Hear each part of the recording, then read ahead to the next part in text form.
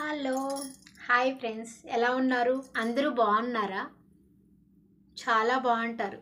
ఎందుకంటే చక్కగా నన్ను చూస్తున్నారు కదా. మీరు బాగుంటేనే కదా ఒక వీడియోకి లైక్ అయినా చూడడానికి అవకాశమైనా ఉంటుంది. అంతే కదా ఫ్రెండ్స్. ఏంటి లాస్య అంటారా? మీతో మాట్లాడాలనిపించిందండి బాబోయ్, అందుకని వచ్చేసాను. ఏంటి విశేషాలు? అందరూ బాగున్నారా? ఏంటంటే నాకు చిన్నపాటి జోక్ గుర్తొచ్చిందండి. అది వింటే మీకు నవ్వు రాదు, విసుగొస్తుంది. అలాంటి జోకు ఏంటి అంటారా? ఏం లేదండి.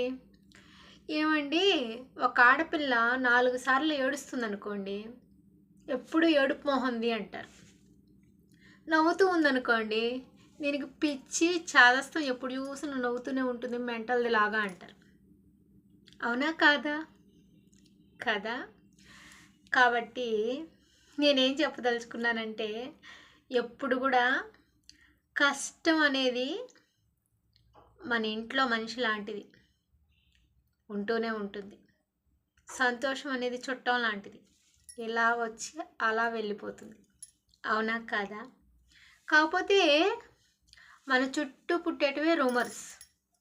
అంటే వాస్తవాలతో పని లేదు, ఇప్పుడు అబద్ధాలతోనే జీవితం. ఓకేనా?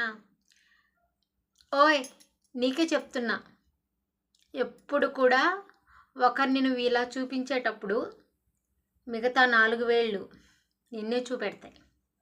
అది గుర్తుంచుకొని ఇలా చూపించు.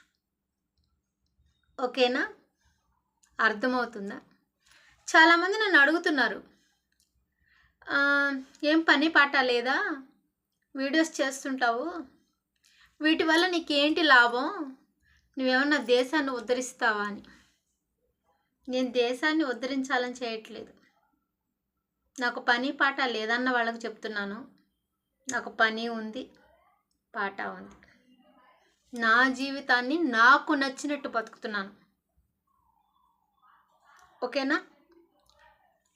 కాకపోతే మీకు ఓర్చలేని తనం ఉంటే ఇంకెవరన్నా మీద బురద చల్లండి, నా మీద చల్లడానికి ఏం లేదు. అర్థమైందా?